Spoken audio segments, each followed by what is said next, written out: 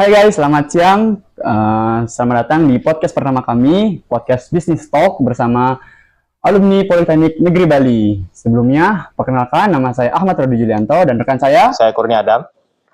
Oke, Dam, hari ini benar-benar hari yang spesial banget buat kita. Benar karena banget. kita kedatangan seorang bintang tamu atau narasumber yang sangat menginspirasi dan sangat memotivasi khususnya untuk rekan-rekan mahasiswa dan mahasiswi nih.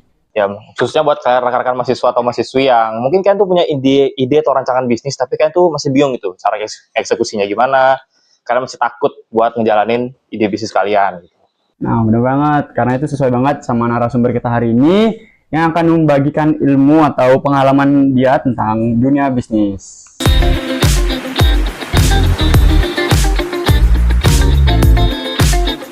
Oke, kita sambut Kak Hendra. Silahkan masuk, Kak. Terima kasih ya Kak. Halo. Silakan duduk. Silakan duduk, Kak. Oke, sebelumnya makasih banget nih Kak udah nyempatin waktunya di tengah kesibukannya mungkin untuk sharing tentang ilmu atau experience Kakak terkait dunia bisnis. Makasih banyak ya Kak udah nyempatin waktunya. Thank you. Oke. Mungkin sebelum kita mulai topik pembicaraan kita, mungkin Kak Hendra bisa memperkenalkan diri dulu biar orang-orang tahu siapa sih Kak Hendra dan bisnis apa yang sedang dijalani oleh Kak Hendra sekarang ini gitu Kak. Oke, jadi halo, aku Hendra. Jadi saat ini aku kebetulan ada sampingan ya kecil-kecilan.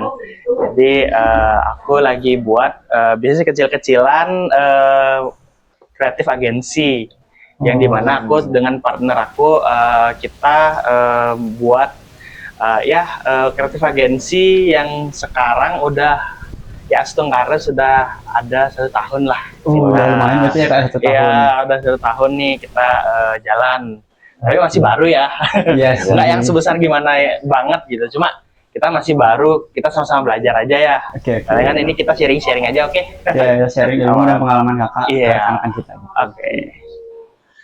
Oke.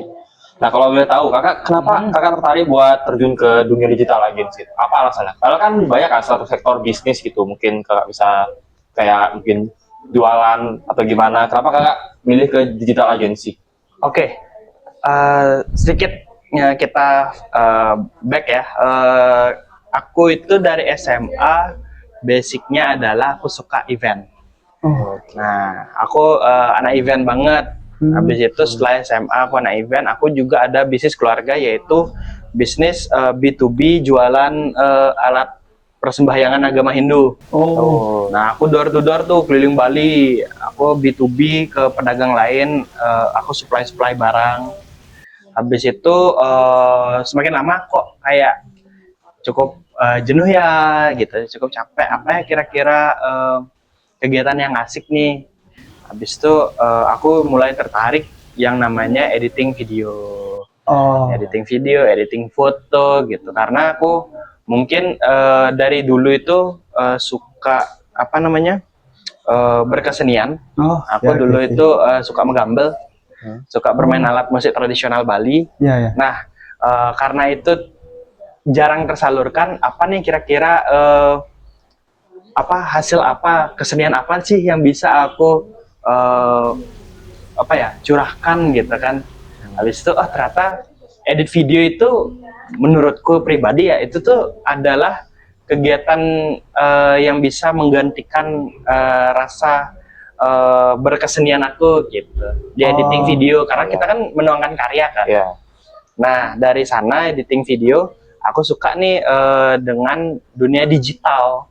Nah, dari marketing, cara ngomongnya, habis itu kita gimana membuat visual untuk brand dan lain-lain gitu. Jadi dari situ aku suka dan kuliah aku tekuni, dan sampai saat ini ternyata aku tuh memang mungkin fokusnya itu di dunia kreatif, karena aku suka berpikir yang mungkin agak nyeleneh ya. Cuma aku berusaha mungkin fit dengan klien gitu kan. Fit dengan, kalau aku di kuliah kan tugas. Nah, semakin aku lama-lama coba, ternyata aku suka edit video, aku suka foto, dan masuklah kayak omongan anak kuliah gitu loh. Sama pasangan ya waktu itu, sama pacarku.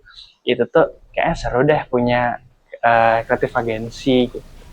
Karena kebetulan partnerku itu anak sosmed. Oh, kayak influencer gitu. Enggak, Aktif di media sosial. bukan. Anak sosmed itu gini dia sosial media spesialis. Oh, Jadi dia bisa breakdown mood board, dia bisa membuat brandingan yang cocok untuk brand A ini seperti apa. oh. Habis itu dia yang membuat konten yang fit dengan target tuh seperti apa. Dan aku itu dari magang sampai sekarang aku tuh suka dari sisi kreatifnya, bagaimana merealisasikan apa yang partnerku itu inginkan di sebuah desain idenya dia, desain untuk media sosial. Jadi kebetulan dari otaknya udah ada, dari eksekusinya udah ada, kenapa kita nggak buat? Iya, buat barang Jadi di situ. ya udah kita buat aja. Oh, Sampai sekarang Astungkara kita ada tim website, ada tim graphic design juga. oh. Jadi ya cukup berkembang lah dari kita waktu pertama kali kita mulai gitu. Ya, masih skala kecil-kecilan, sekarang udah lumayan. Masih kecil, masih kecil, cuma Udah ada timnya lebih sekarang. ada divisi-divisi untuk memudahkan kita kerja gitu. Iya. Belum sebesar itu kok. Tapi Astungkara semoga nanti kedepannya bisa lebih besar lagi. Ya kita mulai dari yang kecil-kecilan dulu. Iya. Kecil-kecilan Berarti- dulu. Berarti yang pertama tuh kakak sama pasangannya kakak yang memulai Puman Kreatif ya kalau nggak salah namanya kak. Iya, Oke. aduh, Puman Kreatif. Puman Aneh Kreatif. kan? Tapi lucu tahu. Itu inspirasi Puman Kreatif punya namanya dari apa, nggak ada gininya itu atau asal-asal aja gitu kak? Kalau dari Puman Kreatif sebenarnya itu ya, jadi gini, Puman, Putu, Man, Nyoman. Nah, Putu Hendra Wiraguna. Ya. Mannya Nyoman Anjali Seruni. Oh. Jadi menarik nih. Puman kali, Puman gitu. Itu nyoman. Putu dan Nyoman. Oh, berarti emang benar-benar dibuat buat berdua gitu bisnisnya ini kak ya? Iya, karena gimana ya? Sebenarnya di samping kita buat kreatif agency, awalnya tuh idenya itu adalah gimana kita bisa membantu masyarakat untuk memberikan pelatihan sosial media yang gratis. Itu sebenarnya kayak kita bantu UMKM untuk upscale bisnisnya dengan sosial media, dengan bisnis digital ini. Tapi sebelum kita merealisasikan itu kan kegiatan yang suci banget nih ya, kayak berdharma banget, Berbakti banget gitu. Cuma sebelum kita melakukan itu, kita harus ada pendanaan yang cukup dan portofolio yang cukup. Oh iya benar banget. Maka dari itu kita buatlah Puman Visual dan Puman Kreatif. Puman Visual tuh fokusnya adalah dia itu mengabadikan foto atau video yang mungkin event atau mungkin wedding gitu. Habis itu yang kreatif itu khusus untuk klien agensi yang dia berkelanjutan dan corporate biasanya. Ya, seperti agensi.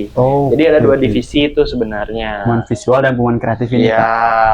Dan kita maunya itu ada lagi satu tuh Rumah Puman, itulah yang jadi sarana kita berbagi ilmu gitu. Rumah Puman. Berarti mau ada new project lagi, masa new divisi lagi gitu? Jadi itu awal mulanya. Awal mulanya. Rumah Puman itu. Ya, dari kata Puman itu dipecah nih, ada beberapa gitu. Kita buat gininya kok apa namanya? Apa ya disebutnya ya? Blank paper apa sih? Blank paper. Bisnis modelnya. BMC-nya atau bisnis modelnya kita mau kayak gimana gitu. Ya, zaman-zaman kuliah ya. Makanya itu saya kayak, wah, kita berhayal aja nih. Habis itu sampai sekarang di titik yang dimana Puman Visual dan juga Puman Kreatif ini bisa jalan. Jadi itu tuh awal mulanya aku tuh tercetus adanya tuh si Puman ini. Gitu sih. Jadi itu juga keinginan besar dari partnerku. Jadi, dari pasangannya kakak? Iya, aku pengen deh bisa berdampak ke sosial. Ya, tapi kan sebelum itu kita harus legit dong. Nah, kita buatlah ABCD itu untuk menambah portofolio kita, kredibilitas kita di masyarakat nantinya. Oh. Cuma dari sampai sekarang rumah Puman itu masih kita tidurkan dulu. Kita belum ada karena mungkin masih muda ini, kita pengen cari pengalaman dulu yang banyak. Iya benar. Handle klien yang banyak, yang baik dan benar. Setelah jika semua itu udah jalan, mungkin someday kita bisa mulai si rumah Pumannya itu. Kita nggak tahu ya proyek yang itu ya. Iya, Cuma kita fokusnya nanti saat ini di handle klien agensi dan juga di visualnya gitu. Oh, nah terkait yang kakak omongin tadi tuh, aku agak tertarik sih dengar yang kayak awalnya dari pasangan gitu. Menurut kakak seberapa penting sih kita milih pasangan yang punya visi misi yang jelas gitu buat kita, kak? Kalau pentingnya sebenarnya gini, kalau dari saya ya, saya itu mencari pasangan itu yang pertama dia itu bisa saling support. Jadi kita tuh chemistry-nya tuh nyambung dan juga kita bisa saling menutupi. Jadi kan ada katanya pasangan tuh harus setara. Setara kan.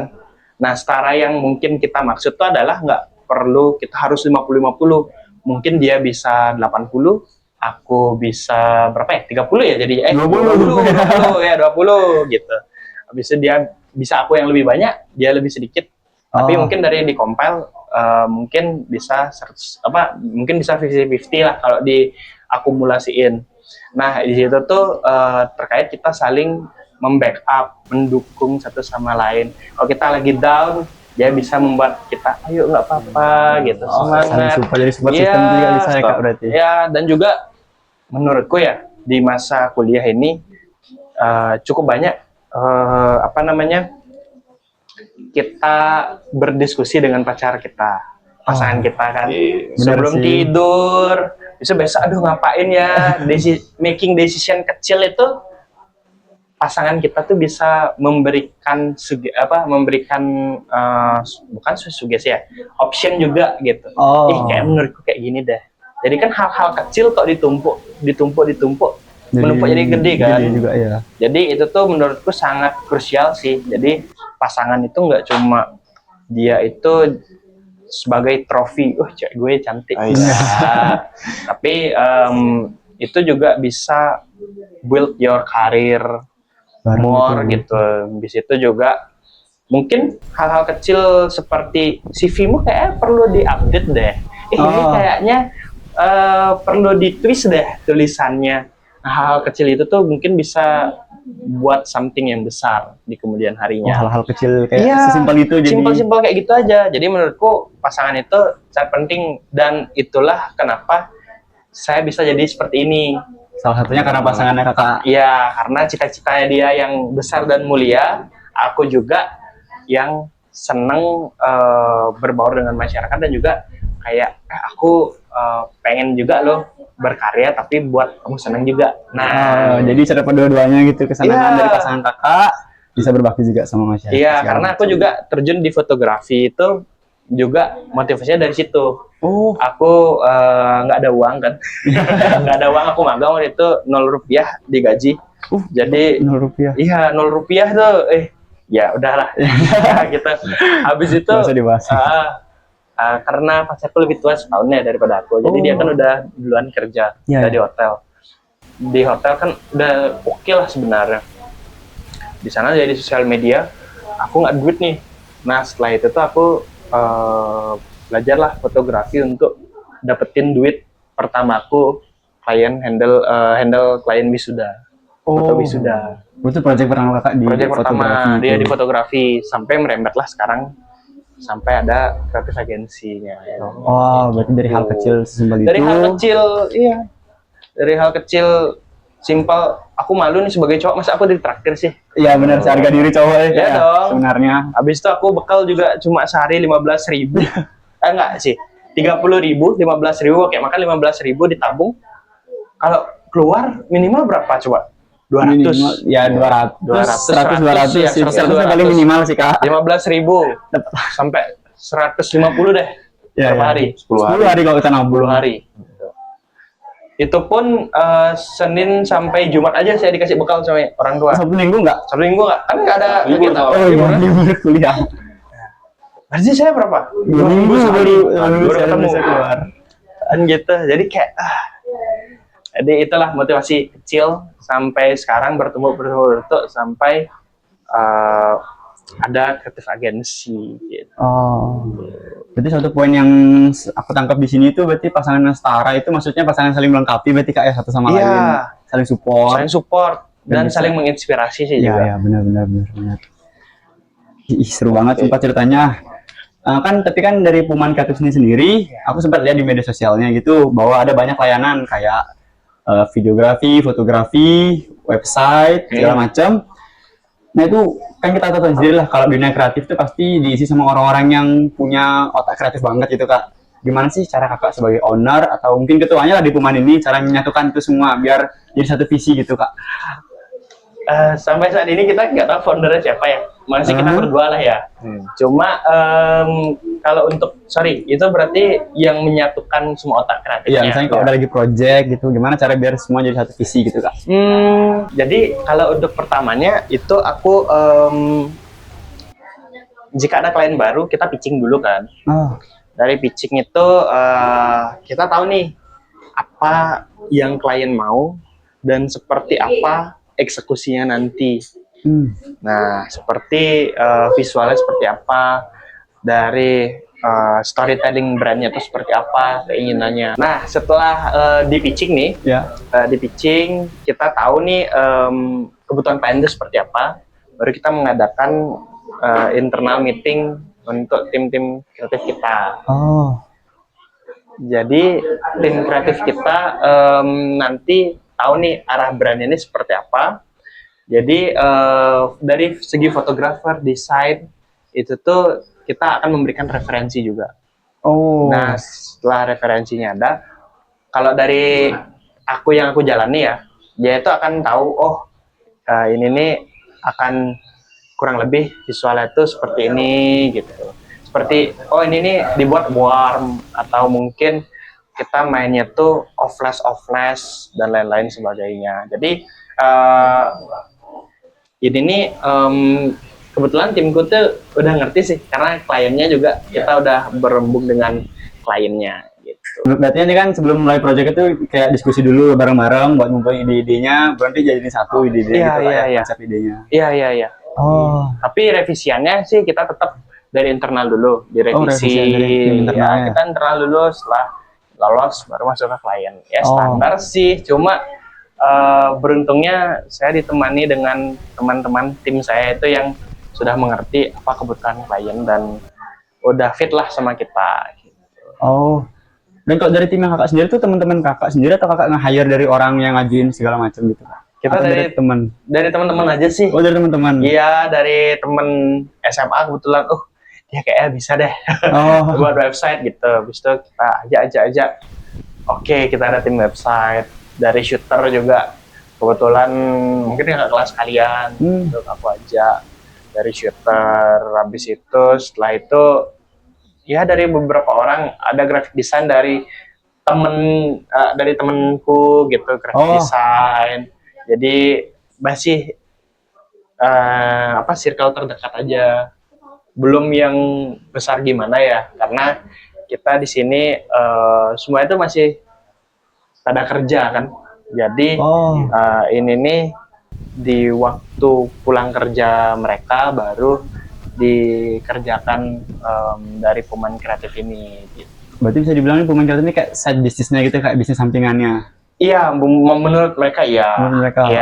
Dan juga menurut saya iya juga. Karena kebetulan saya juga lagi full time juga di company Turki. Company Turki. Jadi di situ ada produk skincare. Di situ aku full time, fotografer, videografer. Tapi aku sebisa mungkin menjalankan Puman Kreatif ini terus berjalan karena kan udah dari kuliah kita mulainya. Iya. Udah lama juga nge-build-nya berarti kayak. Belum sih, baru 1 tahun cuma kayak ya sayang aja nih karena udah ada klien reguler juga. Udah ada klien tetapnya maksudnya kasarannya gitu. Tapi pernah nggak dapet kliennya tuh requestnya tuh aneh-aneh, gitu, mind blowing, di luar nalar gitu? Terus gimana cara kakak tuh biar kasih tahu tuh kliennya tuh biar ekspresi mereka tuh tetap masuk akal gitu, biar hasilnya tuh maksimal. Gimana kak? Ya, kalau untuk klien yang gimana-gimana banget belum ada. Cuma biasanya kita udah ada nih kasih ekspektasi itu seperti apa hasilnya itu dari tim sosmed.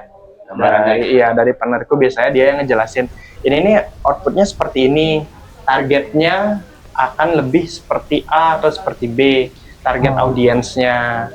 Jadi di situ dia akan menerjemahkan konten apa yang klien mau dan kira-kira ini bisa tercapai nggak targetnya.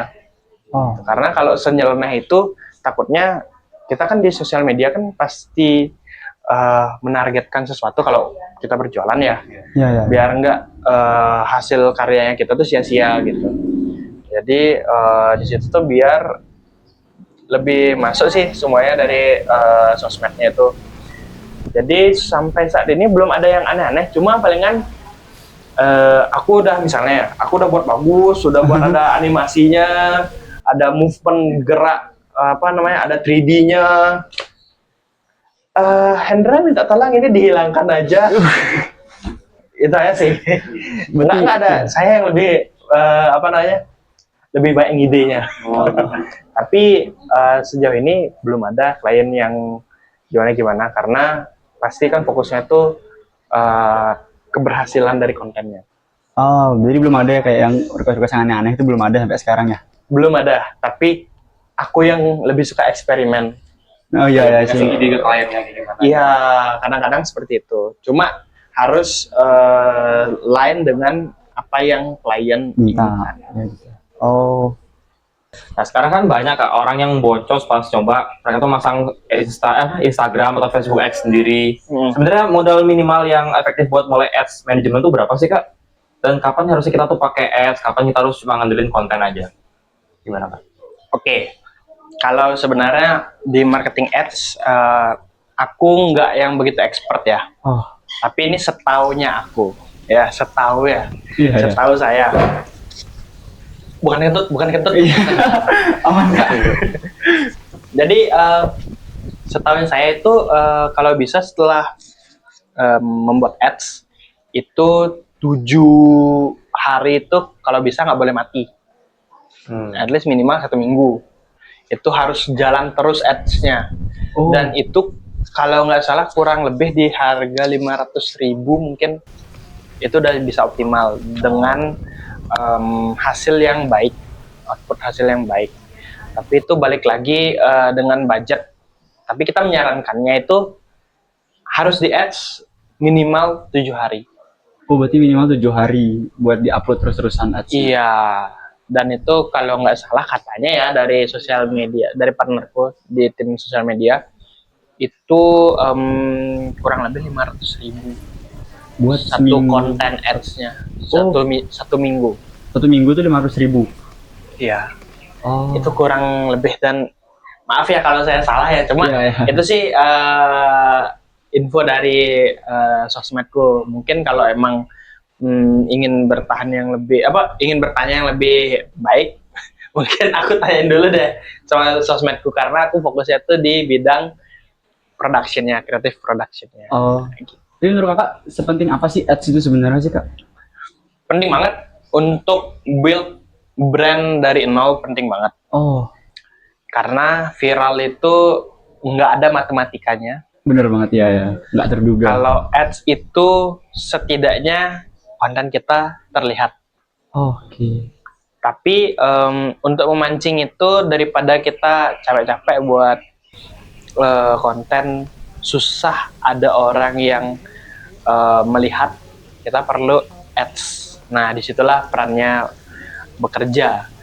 Itu bagus untuk build dan juga menjaga konektivitas dari audiens agar kedai atau tempat usaha kita bisa ada penumbuhan orang-orang yang baru yang ingin melihat, grow-nya naik gitu. Cuma untuk ads aku nggak bisa berani ngomong banyak karena bukan spesialisku. Oh, Tapi iya, iya. aku tahu nih apa sih yang dasar-dasar yang kayak tadi itu aku masih ya tahu karena aku denger-denger lah juga gitu. Berarti masih penting itu ya ads itu buat nge-build kalau misalnya kita bisa dari nol biar bisa Iya. di-notice sama orang banyak. Gitu. Iya, iya, iya.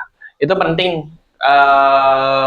Tapi lebih penting juga kamu menyiapkan konten apa yang akan kamu buat, seperti storytellingnya itu jauh lebih penting. Oh iya iya yang. Jadi setelah storytellingnya jadi, kamu ads, jadi orang itu melihat Instagrammu itu, oh ya dia ngelihat nih, walaupun ads-nya ini udah misalnya ya, kamu udah buat nih, sebulan lah udah buat. Nah bulan kedua tuh baru kamu ads. Nah itu tuh jadi dia ke Instagram page-mu udah kelihatan nih, oh jadi seperti ini ya produk si A. Oh jadi seperti ini ya kedai si A gitu.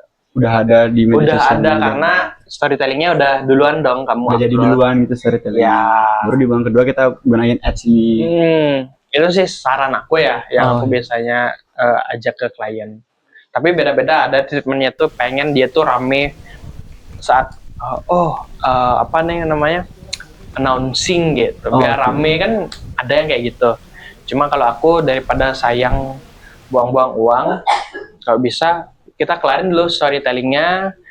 Jadi dia itu masuk ke Instagram itu udah kelihatan, oh ini bisnis A loh.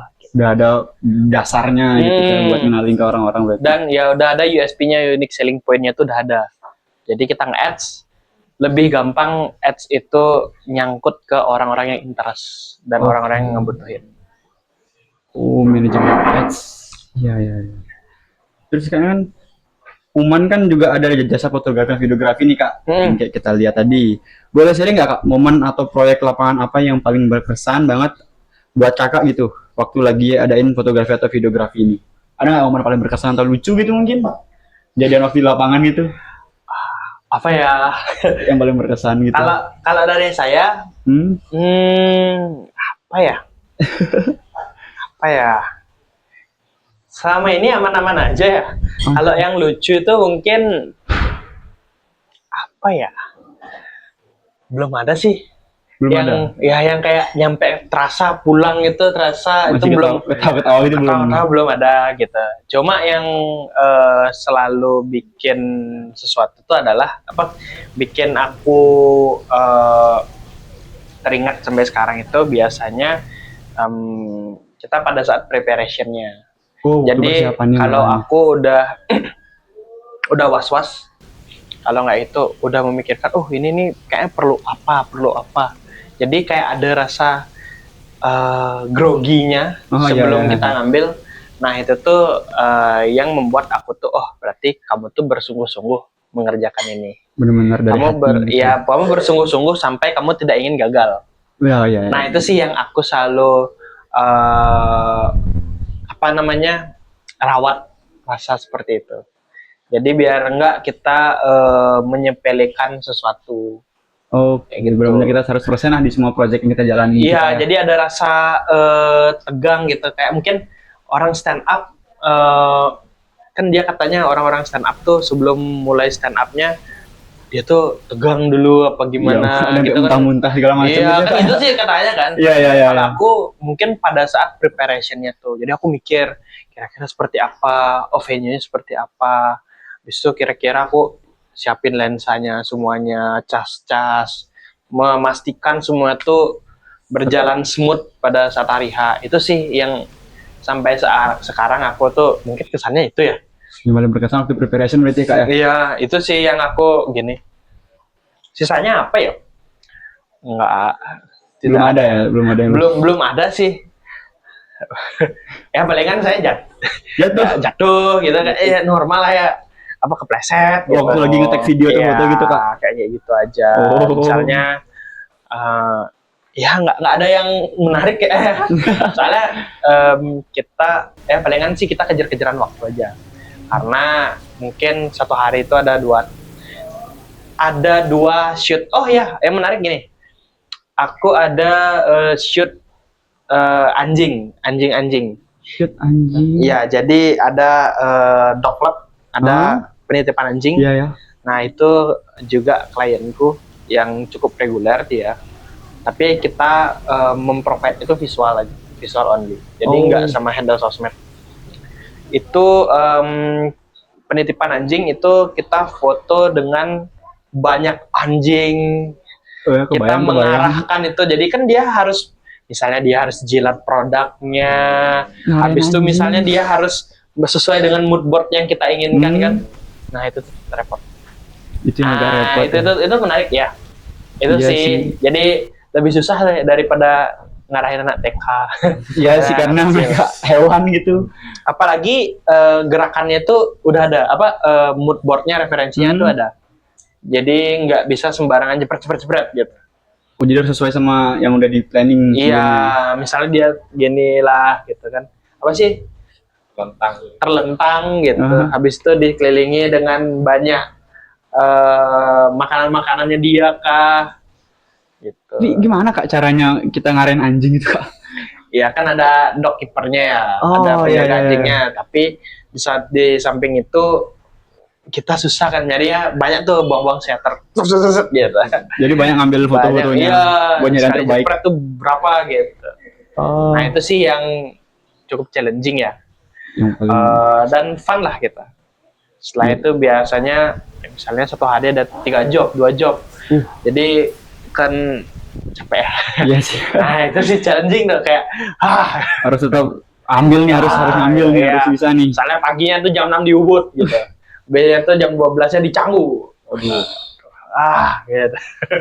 Habis itu malam ngedit, ada deadline. Iya, Nah, yang harus dikejar. ngedit sampai jam berapa? Jam 2, jam 1. Nah, itu sih, itu Challenging buat challenging. terus konsisten ya Kak. Ya, itu sih, itu pengalaman yang jarang sih dapat di kampus. Oh ya. Menarik. Tapi kadang kan kalau kita udah planning semua, tapi kan yang di lapangan nggak sesuai, kadang nggak sesuai sama apa yang kita planningin tuh. Itu Kadang, sih, iya. Itu sih Cara- yang asik. Tapi cara kakak ngatasin itu gimana sih Kak? Cara ngatasin situasi yang nggak terduga gitu? Nah, disitulah problem solve-nya kita yang diajak gini, apa namanya, diajak kompromi. Jadi, misalnya kita mencari alternatif lain, tidak ada cahaya, kita harus mengantisipasinya dengan selalu membawa flash, walaupun siang. Seperti itu. Iya. Itu mengantisipasi. Jadi habis itu yang kedua, kita biasanya muter kompromi dengan kliennya. Misalnya harusnya di outdoor nih, ini nggak bisa nih, kita kalau dinner gimana? Kalau nggak gitu, kita biasanya foto mentahnya aja. Jadi misalnya outdoornya tuh kita pakai AI. Di situ cukup membantu sih. Kayak gitu sih, apa namanya, kita harus putar otak. Tapi balik lagi, itu semua aku lebih suka fotografi daripada graphic design itu karena lingkupannya itu tuh cukup terbatas. Oh iya. Lingkup kreatifnya. Kalau kita mau kreatif yang lebih keren lagi, effortnya kita lebih banyak lagi. Kan Bener gitu. banget ya. Nggak bisa dong kita ujuk-ujuk ada naga lewat gitu, nggak mungkin dong. Iya sih. Tapi kalau graphic design kan bisa kalau kita tempel naga gitu. Jadi di situ yang dilatih keterbatasan kita harus apa ya?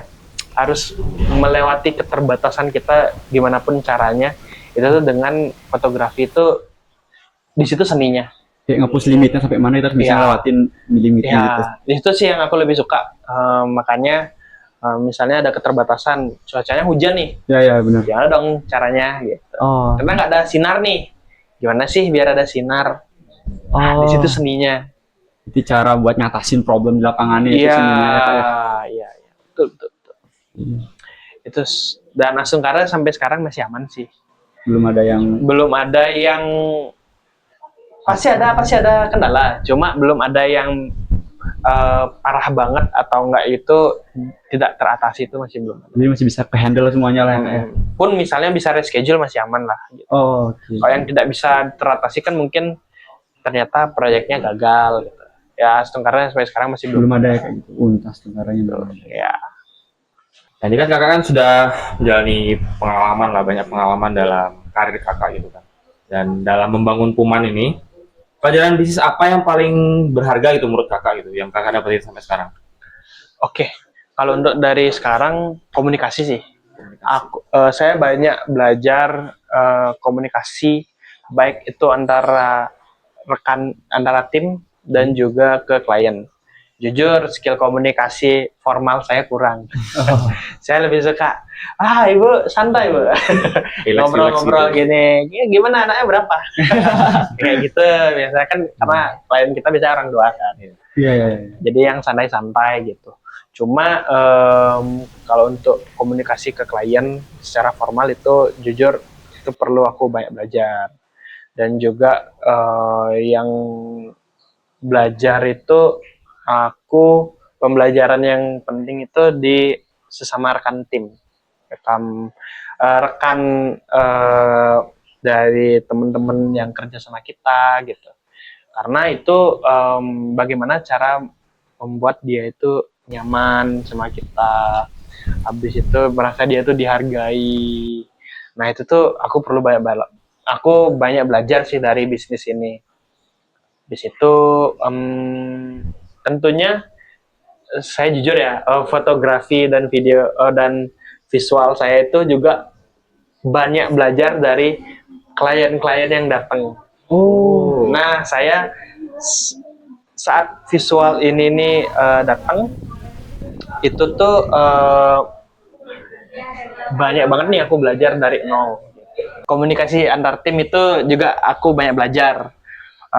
Karena di situ gimana kita membuat komunikasi kita berbicara dengan tim itu timnya merasa dihargai dari dia buat karya entah pekerjaannya dia.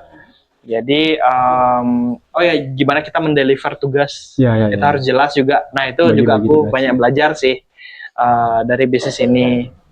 Itu sih yang ngebuat aku sampai saat ini nih perlu banyak belajar. Di lain dengan perkembangan visual yang terus naik juga kan, quality kontennya gitu. Karena sejujurnya aku belajar itu dari perjalanan aku ngehandle klien dari awal sampai sekarang ini. Itu semuanya tuh banyak belajar sih aku. Ya, Kayak ngomong sama klien, dari segi visual juga tone-nya aku kayak ini perlu upgrade dikit, naik gitu. Oh, berarti upgrade by experience. By experience semuanya sih, dari kita ngedeliver tugas juga sih sama temen-temen yang kita ajak kerja gitu. Berarti pengalaman adalah guru yang terbaik itu bener banget ya kayak kata-katanya itu. Untuk saat ini iya. Karena semua ini apa ya? Aku dapat dari luar kampus semua ilmunya, dari pengalaman, dari editing, ngobrol dengan klien, bagaimana kita mendapatkan hati. Bener banget ya. Ya seperti itulah. Dari cerita kakak ini benar-benar menarik banget. Pasti di luar sana banyak banget mahasiswa dan mahasiswi yang tertarik buat terjun ke dunia bisnis. Nah terakhir nih kak, ada nggak pesan atau tips nih buat mahasiswa atau anak muda yang ingin memulai bisnis ke industri kreatif seperti Puman Kreatif ini kak? Oke, kalau untuk saat ini tips saya adalah untuk teman-teman nih yang ingin mencoba berbisnis di bidang jasa terutama ya, karena agensi ini kan jasa ya. Iya. Di bidang jasa, mulai aja dulu, build portofoliomu sedini mungkin, dan pastikan kualitinya itu adalah quality yang bisa diterima di industri. Setelah itu pelan-pelan kamu bisa belajar dengan orang. Lebih baik ya kalau belajar kamu ada guru atau enggak kamu ada yang bisa kamu ajak gitu untuk belajar. Itu lebih baik belajar banyak sama mereka agar kamu tuh cepet jadi. Sebenarnya sih salah ya cara aku tuh belajarnya tuh dari klien gitu loh. Jadi skillku improve tuh semakin klien banyak datang tuh semakin improve skillku. Nah itu sebenarnya tidak direkomendasikan karena resikonya banyak. Iya sih. Tapi ya sementara puji Tuhan semuanya itu puas lah sama hasilnya aku. Cuma itu tidak direkomendasikan, kalau bisa sedini mungkin belajar, dan sehingga apa yang kamu tahu dan apa yang kamu keluarkan itu memang benar-benar bisa diterima di industri. Jadi nggak apa-apa, gagal-gagal dulu di kuliah tuh nggak apa-apa. Coba bisnis gagal, coba lagi gagal, Saking nggak apa, apa-apa. gitu. Karena ya hitung-hitung ngabisin jatah kegagalan Iya, iya, di iya. hidup kan. Gitu. Karena selagi kita masih belum ada tanggungan kan. Iya sih. Jadi benar. aku juga berusaha mungkin nge-push banget diri aku. Kalau bisa aku nggak boleh gagal setelah aku punya tanggungan nanti. Tuh, makanya jatah gagal dihabisin sekarang, mestinya Ya, coba-coba semuanya biar sekarang tahu. coba-coba. Kalau nggak mau gagal, preparation lebih baik Matang. lagi, gitu, lebih matang lagi, gitu. Seperti itu sih yang aku saranin ke teman-teman. Mulai aja dulu buat portofolio yang baik, habiskan jatah gagal. Nah, setelah itu tinggal gini aja. Duit, terbentur, pada akhirnya terbentuk. Nah, Dari situ bisa nih kita dapat duit. dapat duit. Enggak. Bisa kita jadi orang yang bervalue. Bervalue. Itu aja sih dari aku. Mungkin dari kalian ada tanya-tanya apa? Ada pertanyaan? Nah, Sudah aman? so far udah aman sih Kak. Sudah aman. Ya. Oke, gitu aja dari aku. Semoga podcast ini, pakai apa? Semoga podcast ini bisa berimpact baik ya, dan juga mendapatkan teman-teman semuanya mendapatkan nilai yang bagus. Oke Kak Hendra, makasih banget buat hari ini, makasih banget buat waktu dan kesempatannya. Thank Udah you. sharing ilmu, experience kita. Jadi terbuka pikiran kita untuk kedepannya mau bikin bisnis gimana segala macam. Terima kasih banyak. Sedikit sih kayak aku bahas bisnis ya, cuma kayak ya Kan dari sedikit bisa jadi banyak kalau kita pelajarin terus gitu Kak. ya. Oke, Thank terima you ya, kasih. thank you sudah diundang. Dan untuk closingan kita minta buat slogan PNB-nya Kak. Kakak masih ingat kan slogan PNB? Beda deh sekarang. Oh, beda ya? Apa? Beda. Sekarang yang baru. Gimana Dam? PNB yang baru Dam? Kuliah tepat. Kuliah tepat, kerja cepat, PNB pasti. Bareng-bareng ya Kak. Oke. Nah, tolong. Kuliah tepat kan? Kuliah tepat, kerja cepat, PNB pasti. Kita kayak tak tolong buat closingan. PNB pasti. Iya, PNB pasti. Kita lanjut ke kamera. Ini kuliah tepat, kerja cepat, PNB pasti gitu. Oke, ayo. Oke, siap. 1, 2, 3. Kuliah tepat, kerja cepat, PNB pasti. Dadah, see you next time guys.